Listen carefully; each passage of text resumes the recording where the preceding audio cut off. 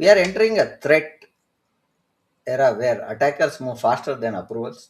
AI is compressing the time between first signal to full compromise and uncomfortable truth. This is most businesses are still measured security by controls on paper, while breaches won in minutes through identity misconfigurations, blind spots in detection and response. While now leadership teams are investing in AI for speed and growth, while adversaries are still using AI to have the social engineering and deepfake driven frauds and automated exploration. Breach readiness is no longer a CISO's program, it's a business survival capability. Today, we are joined by Agnidipta Sarkar, one of the strongest voice in breach readiness, bringing leadership grade, board ready view to what ready truly means evidence, drills, detection, decision making, and recovery with confidence. Before we bring in our guest to have the discussion taken, let's have a small video about Power of Knowing's journey and what it has been achieving for the last 350 episodes.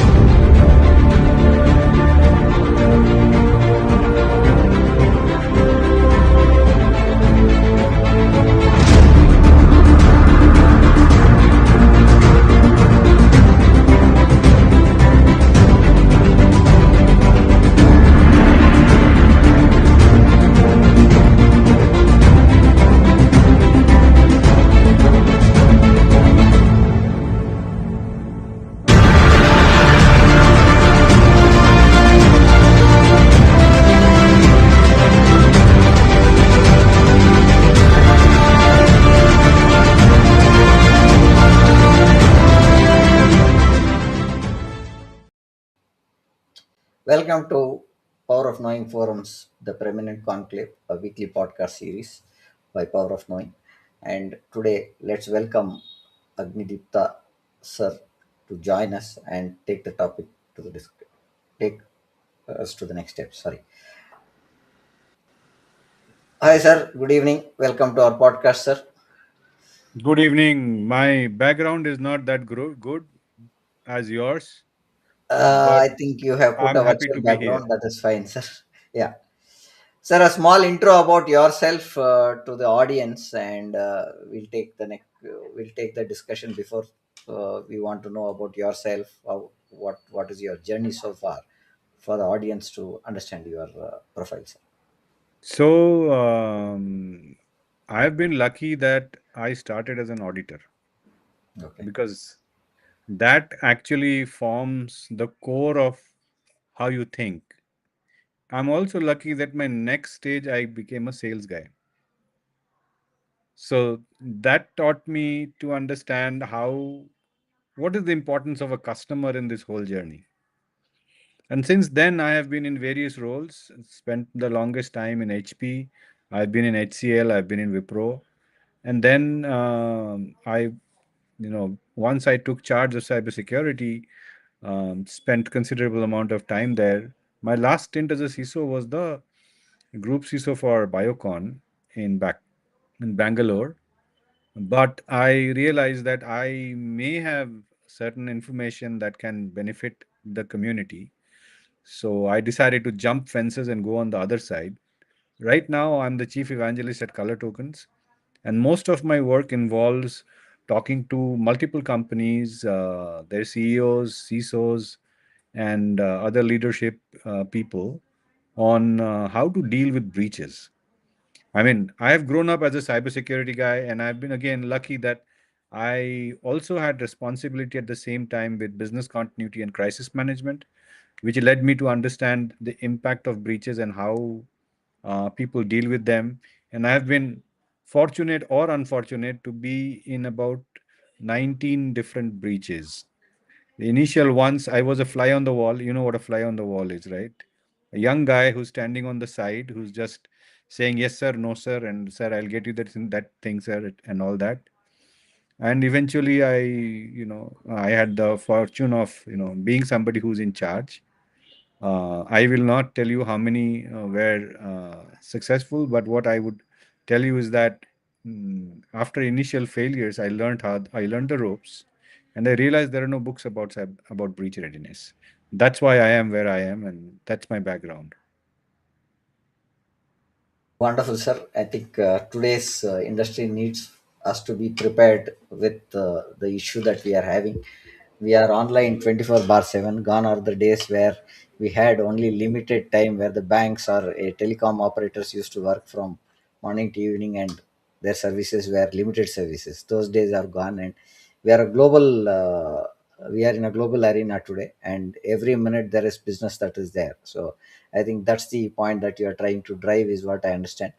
Great to have you, sir. To start with, what does breach ready mean in 2026, especially in the AI threat era, sir? Hello, sir. Can you hear me? Sorry. Yeah, Yeah, yeah. Now I can. yeah. So my first pointer to you is, what does breach ready mean in 2026, especially in the era of AI threat? So that's a very broad question, Okay. and I'll tell you that before I answer what it means in 2026, let me tell you what it really means otherwise. Hmm. Uh, Breach readiness is primarily the capability of an organization to be ready for the next breach, Okay. with the intent that when the next breach happens, they will not succumb, but they will come out more confident. They'll be able to survive the breach and probably even thrive and become better. Okay. So typically, we see that the expectation that what happens in the world is you're doing a business continuity from a business continuity perspective. If you go going straight and then there is a breach, your Hmm. business drops. Okay. The expectation of the customer is, however, different. They expect that it will go through a dip and then it will come back again and go back to the same level. Hmm. But the reality is, it doesn't happen so. Most companies, when they face a breach, they go down, and even if they recover, they barely recover at the same level, which means there are significant losses that they undergo. There are, however, few, and Toshiba is an example of how they handled a breach. Hmm. So they had a breach, they went down, and they recovered better. So they did not pay ransom. They were doing better business than they were doing earlier. So all three options are there. Breach readiness, in a sense, then means that we should be able to handle the next breach with the confidence that we will come out better. So there is an element of planning, there is an element of execution. There are things that we need to do before, during, and after a breach. But what changed in 2026? Until now, this was easier to handle. Anybody who has a background in business continuity will understand there is a concept called business impact analysis. So, breach readiness is based on two board level concepts. Number one is um how much how much of material impact is acceptable to the board. So, when you do a BIA or a material impact assessment, you're trying to figure out how much loss is acceptable, and then your board or the leadership should get in together and they should decide, okay, we are going to handle, let's say, for a $10 billion organization, we're going to handle about about $1 million of loss. That's okay, we can manage. But the point is that's only one parameter. There is also another parameter. That parameter is how much of digital business do we want to keep operating. Now, business continuity plans typically plan for 15 to 30% of business, but that may not be acceptable when you consider the material impact. Because if your business is 1 billion, your material impact is 1 million, you're not talking about a 15-20% recovery. You're talking about a 80-90% recovery. Recovery based systems are difficult because then you're focusing on how much can we recover, and it is more reactive. Breach readiness is a concept where it is proactive. You decide early in advance how much is the minimum viable digital enterprise that you will operate, and then you plan for it, you invest for it. That's the only way you can be breach ready. In 2026, all these have undergone a new definition because AI can do four things. Number one, an AI attack will probably be way faster, way faster. Speed is something that mythos has proven to everybody. Second thing is it will have far greater scale. That means it can attack far more people at a far lesser speed than a human could ever. Three is that it can create an impact of far greater magnitude because it can weave multiple things together. Earlier, an attacker, if they were attacking, and you might have heard this, there is a dwell time, right? So an attacker can come in, they can leave something in the enterprise which dwells for about 6 months or so without getting activated and doing something specific. But with AI, they don't need that because they're able to connect multiple threads because the attacker needs to go back and figure out, okay, this account did not work. Let's try another one. The trial between multiple accounts of attack would take a long time. But now AI can not only do this, it can also find out, okay, this has a vulnerability. Let me attack the vulnerability. That vulnerability needs a specific user account. Let me use a user account. Or I can do cross-site scripting, or I can do, so it can do all these attacks at the same time, which means the magnitude of the attack has also increased. And number four, which is something that is the most important thing, is AI is evolving. And from whatever test reports that you're looking at, we are looking at a possibility in the future that AI would be able to correlate all of these and fool people to get the job done. And there are multiple instances you might have heard that an AI tried to stop a human trying to shut it down. So so these are the four reasons why the whole breach readiness concept has changed. Earlier you had time, now you don't have time. So you need to find mechanisms by which you can become breach ready the fastest. You can, and this is across IT or data centers and offices, OT, which is industries and factories, and the cloud. I don't know if I answered your question completely because it was quite broad, but I hope that Yeah. helps. No, I think what I'm trying to get to, what we are seeing is today the bigger part is to look at digital systems that are available and should be available across 24 hours to service. We have to look at and invest is what I get to know, and the way that we want to bring those services, as you mentioned, one of the pointer where you said few companies only have a recoverable capability of 80%. So that's a great achievement is what you got.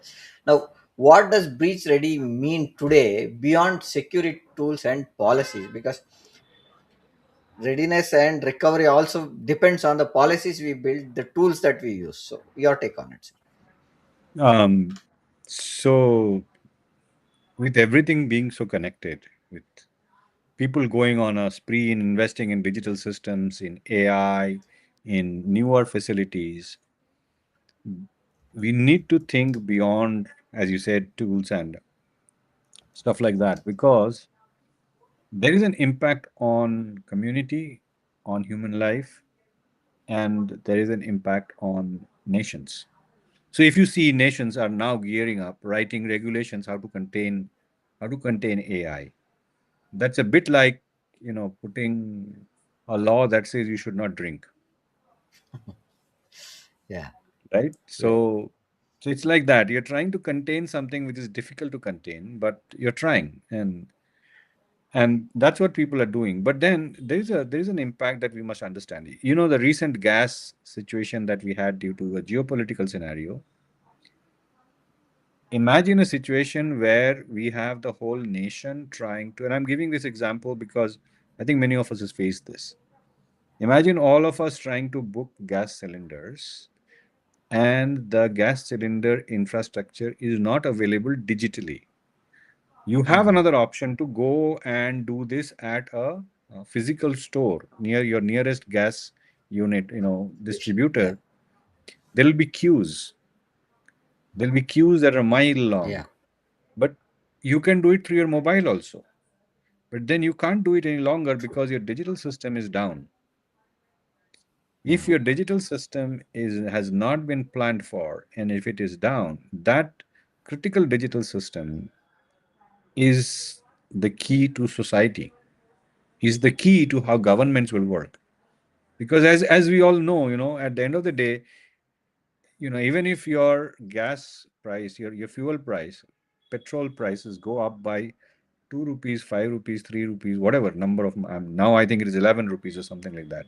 If it goes up by Yeah. a significant, by any amount, there is distress in society because salaries are not going up in the same time, that is. So there is an impact on Yeah. human life. As we move to more and more digital world, there are aspects that we need to consider that go way beyond policies and tools. There are aspects that we need to consider as an organization. For example, if you had a breach, if you were not prepared, what is the communication that you will do to your stakeholders? The standard communication is we had an unprecedented breach, and we have called in the best in class cybersecurity guys. In the interest of stakeholders, we have shut down our company. That's no longer acceptable because the dependency of the human world on digital systems is very, very high. Now you may say, for example, look at our situation today.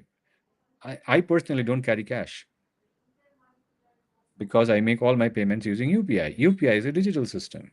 Now we know we have one of the strongest digital systems in the world. I talked about 80% uptime and all that, right? But imagine a country which is not ours, but does not have this kind of a digital system that is like ours, maybe an Italy or whoever, and they have a breach in the digital system.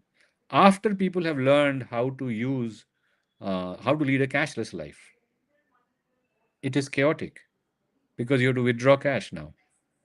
The same thing. The problem today in 2026 is we are dependent into on the digital world. True.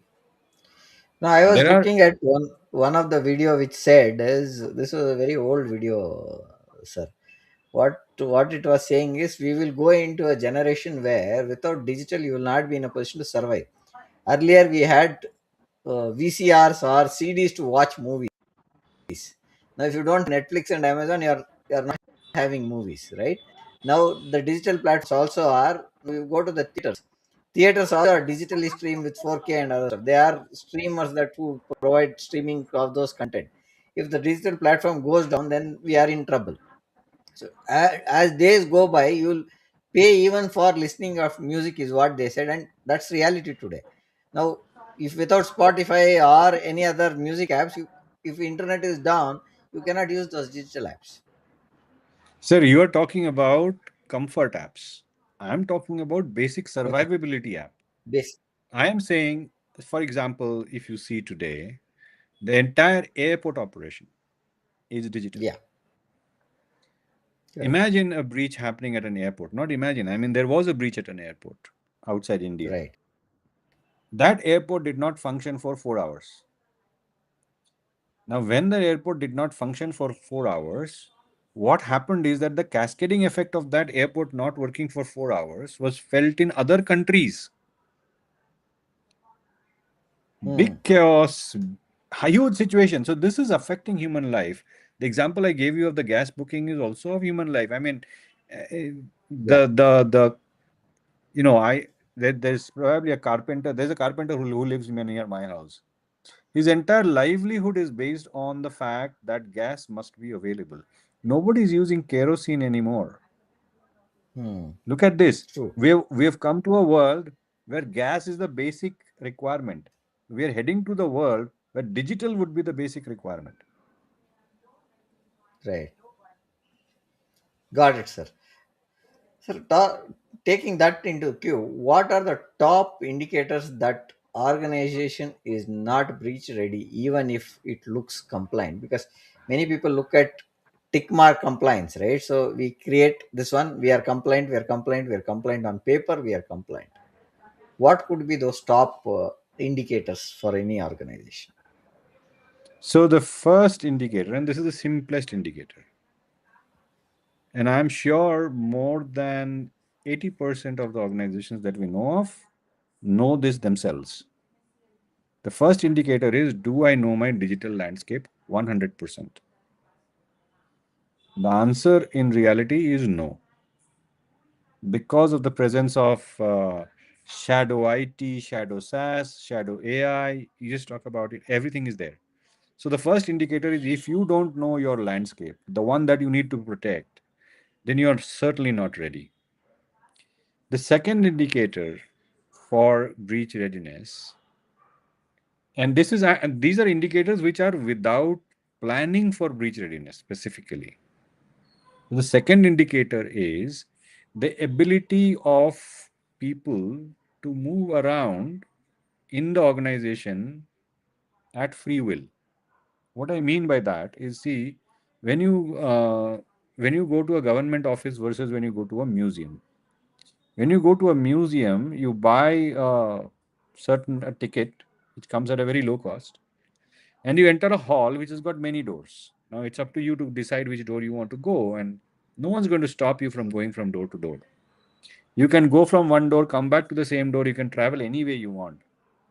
If that's your digital network, that anybody can go anywhere without any challenge, then you're certainly not breach ready. Think about it like a Sarkari office. When you go to a government office, you have to tell which Sahab you want to meet. At a security gate where you have to show your Aadhaar card. That guy will take the Aadhaar card, will first verify. In other words, in the digital world, we call it authentication, right? Will authenticate that you are the person who says who he is. And it is that authentication is completely on zero trust. He will even find fault if your Aadhaar card is old.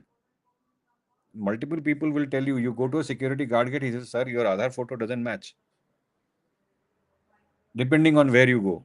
So I had once gone to BEL, and my Aadhaar photo no longer looks like me because that photo was taken some 20 years ago. So the gate, at the security gate, I was told, do you have any other authentication? Do you have a PAN card? Can I verify your identity somewhere? So you see, zero trust has already gone there, right? And then you go inside, then you go to a reception where somebody holds on to you and says, I will let you go only when the Sahab says that he's ready to receive you. So which means we need to make sure that the enterprise is we have enough investment done in the enterprise to make sure that the person who says who he is gets to enjoy only those services that are allocated for him. So if your SAP user can go to the SAP server and sitting there can exit out of his login and ping another server, you're not breach ready.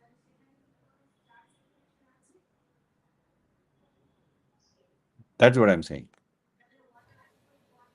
So, keeping that into context, if you had to define a ready in three measurable outcomes, what would be those three measurable outcomes? You're trying to pin me down, but let me try. Very, very, very, very important questions. Number one, measurable outcome is, as I said, uh, the ability to uh, anticipate attacks. Do we know our digital landscape? Do we know which are the servers that are exposed? Do we know what's happening on those? I mean, can someone get there and access any server that is publicly exposed? Do we, for example, have a VPN through which our people will come in? Is that VPN managed? Do we know all the users who are coming there? This is the first. So you're looking at anything that can be accessed internally or externally, which leads to your critical digital systems. I call that as an attack surface. So the first thing that you must know is that your attack surface is measured and it is verified. It's not enough to measure your attack surface, it is also important to verify that your attack surface is verified. The second most important thing is you are able to reduce the blast radius to the minimum that is required for business. Blast radius is the ability to go from one system to another system. So let us say you have an email server and somebody launches an attack on the email server. Can that attack on the email server allow this person to hop onto another server, to your SAP server?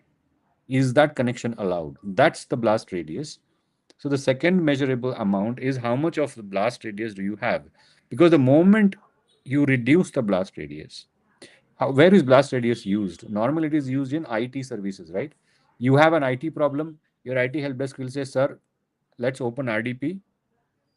We will open a remote session, and I will log into your computer and solve your problem." Is that normally open, or does it require that? Do you need to open it specifically at that point in time? Because if it is normally open, then obviously you're not. It's a measure of the fact that blast radius is quite wide. Your blast radius needs to be as narrow as business needs it. And the third thing, the third thing is the simplest thing. Is it possible to sit on your critical systems and browse the internet? Browse. I don't mean access. See the difference. What I'm trying to say is, does your SAP server have a browser installed? Can I go on that browser and browse the internet at free will? Because SAP server obviously needs to be connected to the internet, right? Considering now you have online SAP, etc., all that. So that's a business requirement. But these are the three very simple measurable things that you should be able to define your attack surface and measure it. You should be able to define your blast radius and measure it. You should be able to know how many systems have you really hardened from someone to misuse. So what we are tying up is first to the architecture, to the systems that are there in the digital landscape that you own, and what is facing the internet. Are these systems open to the users where they can connect remotely and use those systems? That's the second point. Yes, And what internal also or we are external. yeah. So what we are also looking at, how do we look at detection of this? How do we contain them also is what we are looking when we speak about this. Time to recover. When you spoke that in at the start of the session, where how much possibility that we can recover. That's another point that you spoke. And executing decisions with clarity, where what which is needed, what is to be opened, what is to be closed, that if you have clarity, and these are the three things that you need to look at, is what I'm getting to hear from you. And what you are saying is There is one compliance more should not. factor, Yeah. that is visibility. Visibility, okay. It's not only enough to know that you have certain digital systems, you need to have visibility and control over those digital systems. So, which means at any point in time, because when the breach happens, what do you really need to do? You need to contain the breach. Now, let us say that you have implemented microsegmentation or some kind of technology that gives you this unique visibility of the attack landscape, right? Hmm. Hmm. I was talking to a friend of mine who has been on my podcast as well, and she made a very nice example. Everybody has seen Tom and Jerry, Yeah. the cartoon, right? Yeah. Imagine Jerry is your attacker, and you are currently every security in professional in the industry is like Tom. We Hmm. keep chasing the attacker. The attacker Yeah. keeps evading us. In one of the series, he will catch it, the attacker. But in most Yeah. of the series, he is not able to catch Jerry. But then there is a dog called Brutus. Hmm. The dog sits on the top of the refrigerator, and he has a that what do you call that danda with him, Yeah. because he knows that Jerry wants cheese, and the cheese is in the refrigerator. He's not running after Jerry. He's just sitting on the top of the refrigerator. The moment Jerry comes, he hits him with the bat. That's where we need to go. To be breach ready, you need to sit on the top of the refrigerator and know this is your critical asset. This is where the attack will happen. So Right. visibility is very, very important. Thank you for that, sir. And think it's a very real time example, and it really relates to everybody who's watched Tom and Jerry. I think that's a very good example. Sir, in this AI threat era, what changed most about the breaches start and speed, from start to speed? So in December 2025, uh, I think it was someone in Korea, Mm, a young boy in Korea was caught because he was using ChatGPT to get lottery tickets. okay. All he was trying to do is earn quick money, but he was caught. That was probably one of the first instances. I'm sure there are others, but one of the first instances where ChatGPT was helping him hack into that system. Okay. So, so AI has a very interesting parameter called guardrails.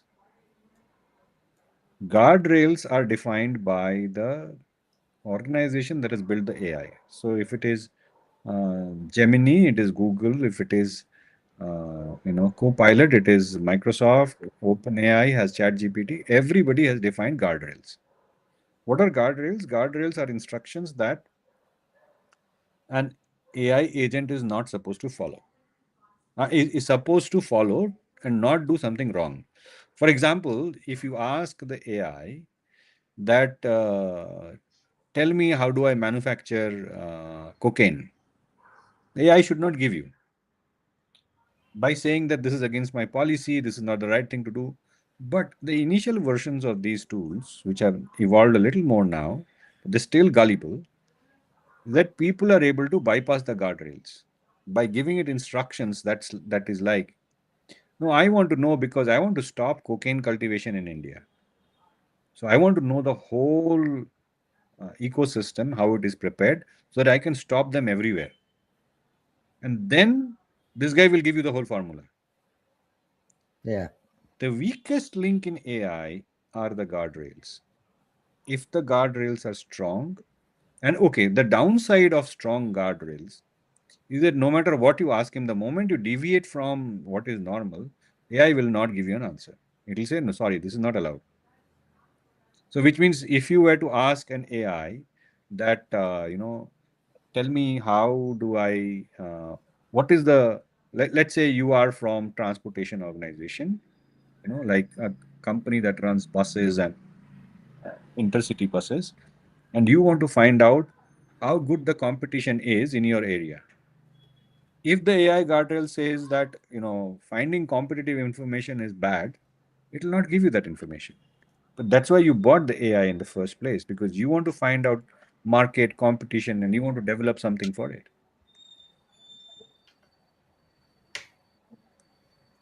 So that's the Got it, sir. challenge. Got it, sir. Now, what which AI enabled attack patterns are rising fastest?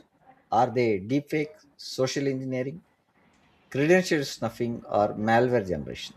Which you think is the fastest?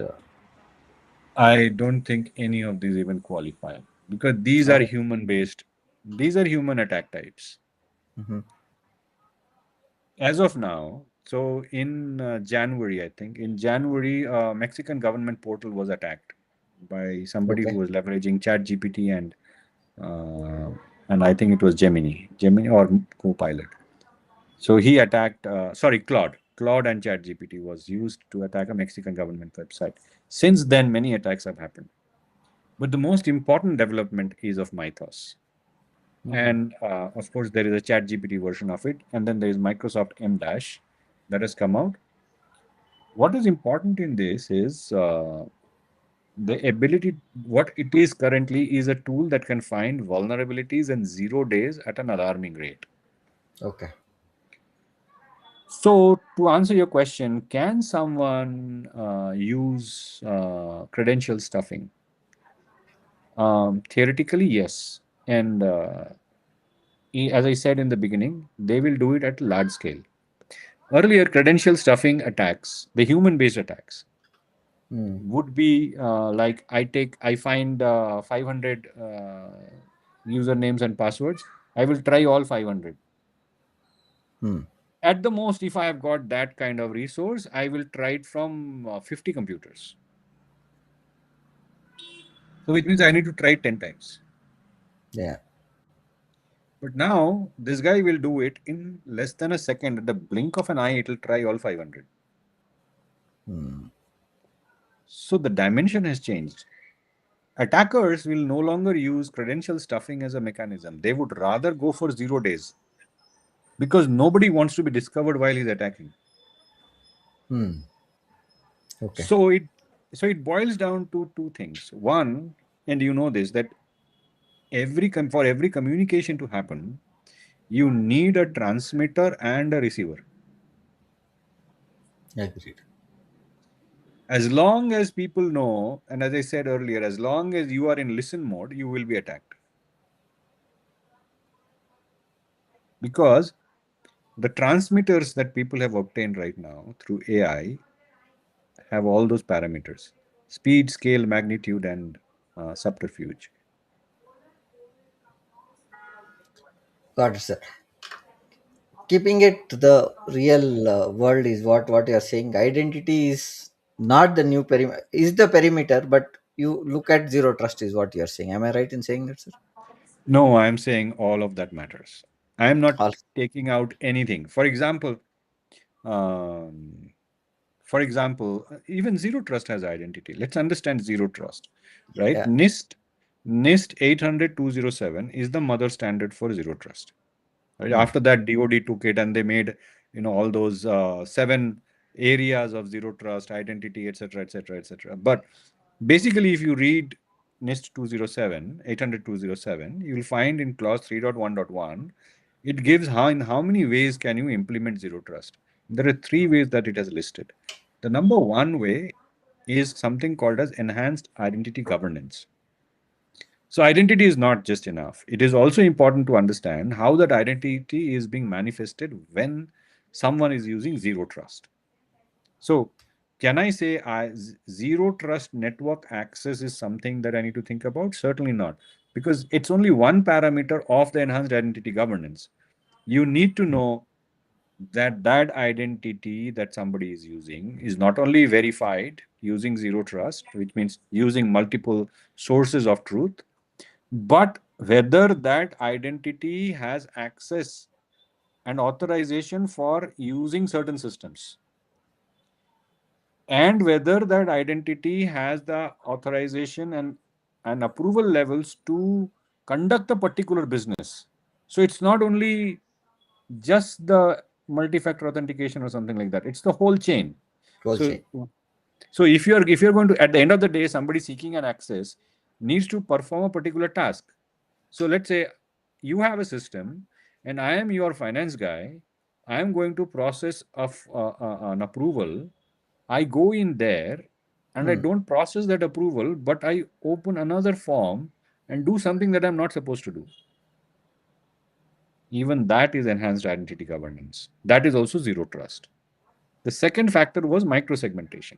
Microsegmentation is a mechanism by which you are able to actually obfuscate your digital systems completely, because you are going to say you're going to create zones and microsegments and conduits, and then say that if an identity is not allowed in this microsegment, he will not get in. A zone may have multiple microsegments. So, for example, think about, let's say, a chemical factory, or now with Taiwan being in the news so much because of their thing, they have a chip manufacturing plant. So, in the chip manufacturing plant, you have a system which cannot be shut down because the original equipment manufacturer no longer exists. The cost of replacement of that device is so high that in the OT world, the general statement is if it is working, don't touch it. Hmm. Yeah. Right. Okay. So your zone zero, zone one should be all those systems that are like this. Hmm. Because if there is a digital attack in that system, Not only you get irreparable loss, you can, by the time you come back from that attack, the market may have moved away, so you cannot Yeah. afford that downtime, right? So that's your zone one. So that's how microsegmentation works. It will completely put that in a bubble and say, okay, nobody has access to zone one unless you fulfill condition one, two, and three. And even when you fulfill one, two, and three, you will be defined by the end purpose of what you're trying to do. The third mechanism was creating software defined gateways. So your Hmm. SASE and you know secure internet gateways, all these needed to have zero trust built into it. These were the original three requirements of zero trust. So I am not saying dump one for the other. I am saying that all of these, because when you think about breach readiness is not only a concept, it has to get connected with everything. I mean, when you think of breach readiness, can I say you should not put an MFA? No, you need the MFA. You need You are thinking of breach readiness with the MFA working its magic. Can I say I can do it without EDR? See, today them. microsegmentation is available that can use EDR, and that Hmm. can very quickly get you on board in a breach readiness model. Fine. But can you say that you will do your breach readiness without EDR? No, you can't, because EDR Not. does detection and response, which is absolutely essential when you decide to not only contain, because what happens after you contain? You need to evict the attacker. Yeah, Victor. Yeah. That's why I'm saying you can't eliminate anything. It has to be Got it. a design based approach for breach readiness.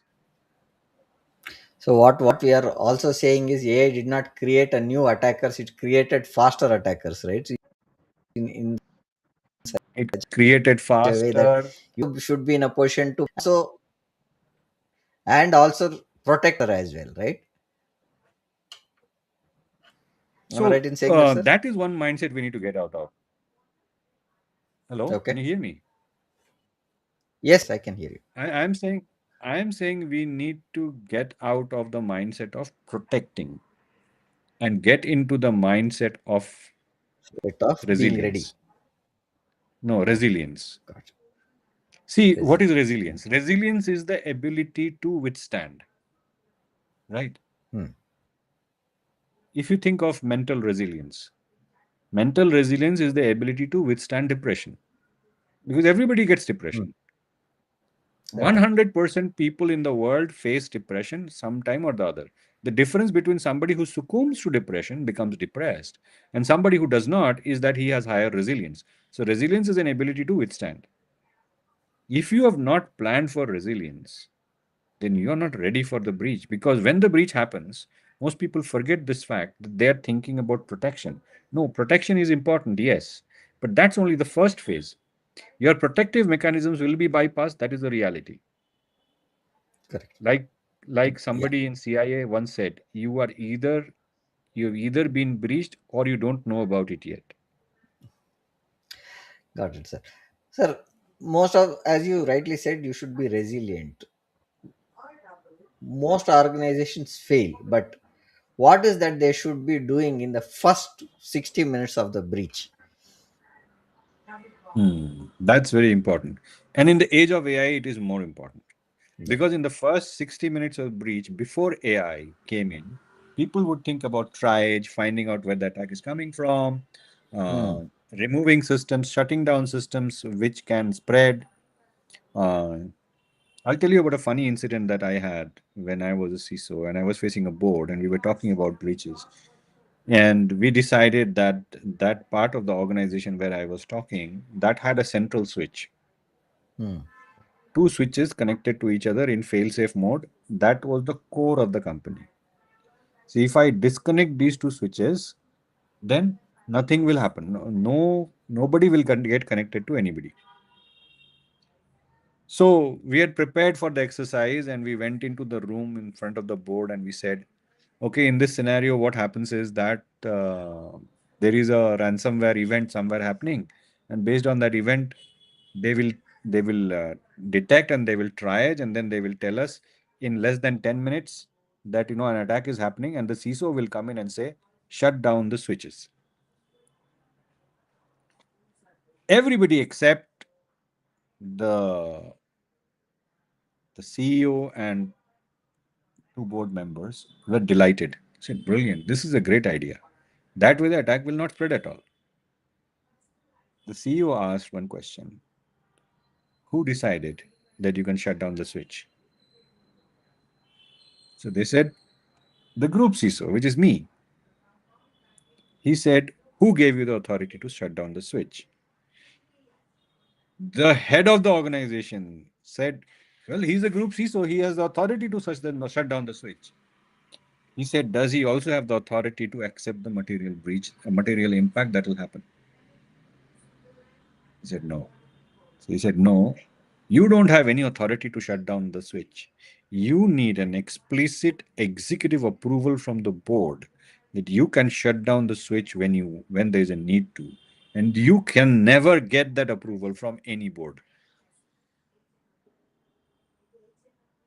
So we come back to where we were. When the breach happens in the first 60 minutes, 60 seconds, 60 minutes, you said. 60 minutes? 60 minutes, I think you're not audible at times. Since 60 60 minutes minutes, is yeah, what. since 60 minutes, you should be able to. 60 minutes is a lot of time in today's age. Your if you have AI in defense, then in less than 10 seconds, you would know who's attacking, what he's attacking, what is the attack path that he's going to take, and how he's going to attack your digital resources. That's the end state that you should be in. And most of this information is available. CISA has a whole repository of attackers, their attack techniques. MITRE Hmm. has a very clearly defined attack technique path. MITRE also has a defend mechanism. This information is publicly available. If you are able to use AI based microsegmentation tools, then they can themselves go online, figure out where the attack is happening, figure out what the attack path, what the allowed attack path is, and figure out where the attack will happen next, and therefore figure out what systems they need to take out at a minimum, not the switch. What specific systems they need to take out in a minute so that that attack doesn't go to your zone 1 or zone 2 or zone 3. If you have planned for it that early, then in the age of AI, you should be able to do this in 10 seconds, not in an hour. By the end, so in 10 seconds, you should be able to do that. In less than 30 minutes, you should be able to send out a communication that says, we have had an unprecedented cyber attack. However, we are currently online. Our minimum business is operational. Dear stakeholder, you don't need to worry. We've got the best cybersecurity experts. We are trying to evict the attacker. You need to move from being attacked to begin containing and begin evicting the attacker in 60 minutes. But traditionally, it was not so. In 60 minutes, you would have only ended finding out whether Fine. what They're systems are going to get impacted. correct. And I think when you said that, what they said was 60 minutes we were able to find out what happened, and we were thinking about how do we recover from an RTO and RPO standpoint. So that was the discussion that used to happen when somebody said breach, right? So that Yeah, was the scenario that. in 60 minutes, you should be able to tell your leadership Hmm, that we already know where the backup is. yeah. I'm saying mature organizations before AI. In 60 minutes, you should be able to tell your leadership that we know that we have been breached. We know where our backups are. We should be able to recover. We have shut down this part of the organization. We have shut down the organization and we are working on a mechanism to come back in the next 18 hours. Okay. So, an 18-hour downtime for a major breach was entirely acceptable. I still remember we used to do BCP exercises Right. and we had a planning document that says, what if a system is down for 96 hours? Yeah. Now, you're not thinking like that. You are Not think. thinking about being breach ready. You're thinking of invoking a BCP for only the 10-15% of the enterprise that got affected because that is your acceptable material loss. Got it. For the 90, 80, 90% of the organization, you're already online. You're working. Sir, what breaks first, sir? Whether it is visibility, decision making, access control, or communications, what breaks first when a breach happens? What was the first point? Visibility. Visibility, yeah. So the first thing when a breach happens that actually goes wrong, if you are not prepared, again, if you are not breach ready, Okay. is that in the first 10 minutes, people are asking, nobody asks you what firewall you used. Hmm. People are only Right. asking about impact. What is the impact? If you are able to articulate it in the 10 minutes, then then the whole thing will shift. But usually you are not able to articulate in 10 minutes what is the impact. You need 60 minutes for that. The first thing that goes away during a breach is the second point that you mentioned, right? Decision making. No, no, sorry, the last point that you mentioned, which is Communication. communication. That breaks down first. Then starts the blame game. I Hmm. told you, and especially at a leadership level, I had told you before you bought CrowdStrike, you should have bought Sentinel One, but you wanted to buy CrowdStrike.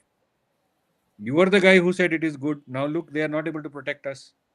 So this is what happens typically because the people who are involved in decision making, the second thing that fails is the decision making because that is where you need to make the right decisions. If required, if you have the third thing that happens during a breach is the outreach to vendors because no company, and I repeat this, no end user company has the wherewithal to handle every breach. So they need suppliers. They need to have, like Mandiant has a program that you can sign up for. They will charge you only if you're breached. And they will put in their best resources who are experts, who are going to do the triage, they were going to connect and everything. But if you've already paid for that service, if it's your annual recurring service, then you get a faster service. If you have not paid for the service, then you paid, then those guys will come and handle your breach only after you call them.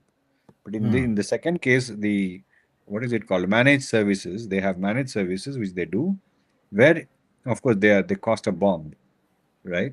Yeah. But they do that service where they will protect, they will take care of you the moment there is a breach. So they have got their experts who are going to come in, take charge, and help you through it. Got it, sir. Sir, one last question as we are on top of the hour. What must leadership pre-decide so that teams don't freeze during an incident?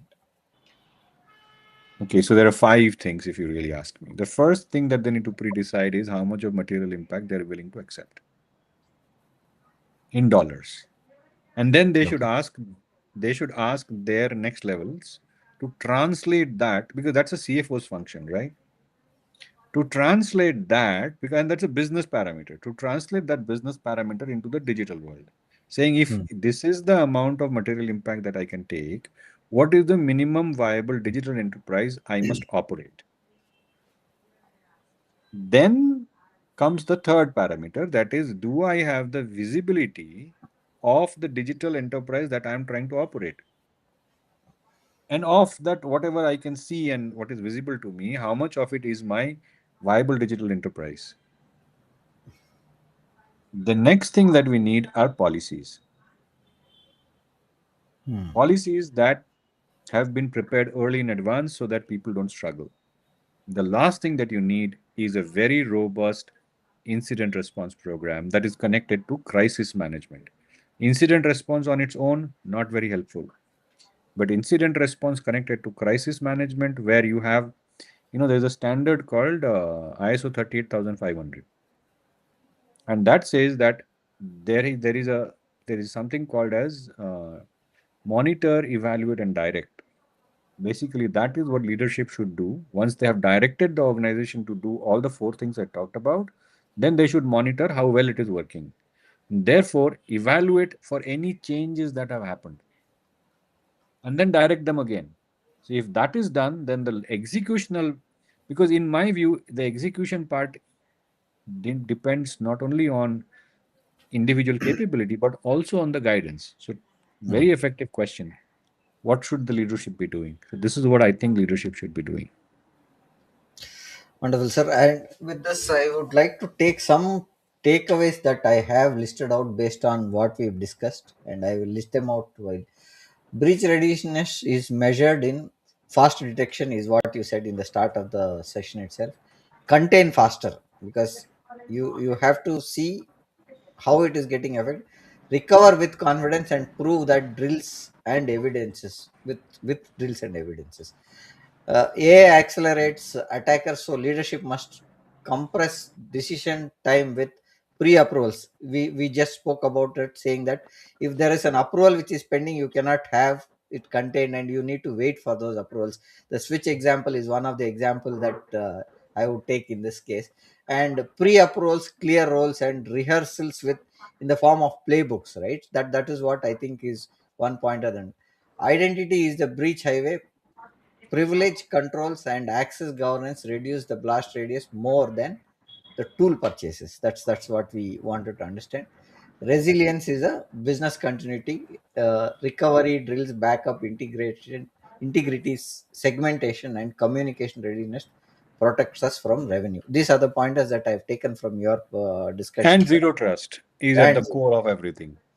and one more thing is that you said third party risk must be evidence based, right? So they are also the vendors who are supporting the systems. Sir, Correct. any final pointer before we close, sir, No, I to the think my next meeting will start soon. So only the final thing that I can actually tell the audience is it doesn't matter what you use for breach readiness. What matters is, do you have you planned for it? Are you able to create uh, mechanisms that will delay an attacker, that will deny the attacker? So, like, we need visibility. Attacker also needs visibility. yeah, If you have created microsegments, then you have actually, and you have killed lateral movement, you have actually defeated the attacker from their visibility, because you have tools to gain visibility. Attacker only has ping. yeah, That's got what it, I'm sir. saying. Thank you, sir. Thank you for, sir, the biggest shift you have reinforced is this breach readiness is not just a security KPI, it's a leadership readiness. And in the AI threat era, organizations that win aren't the ones who have the most of the tools, as you rightly said. They are ones who can prove speed, control, recovery under pressure without confusion. That's the take that I would like to do as my final conclusion, sir. This I would like to conclude the session. Thank you for being here, sir. It's Thank you, great sir. having I'm honored. you. Yeah. Thank you, sir. Good day, sir. Bye. Bye.